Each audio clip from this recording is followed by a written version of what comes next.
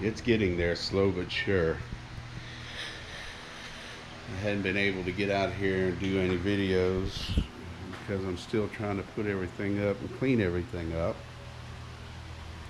and get everything all set back to order. I did change the pipe on this, and I finally got it where it leans out, runs good, and I'm satisfied with the way it runs, so that's good. But what we're going to be doing is we got a YD100 build, tear down. We're going to check the timing on it, and a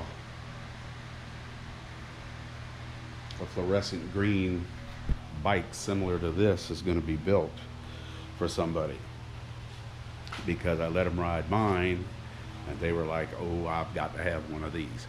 But we're getting there, so y'all keep watching. It's going to be a good build. Like I said, I still got stuff to do.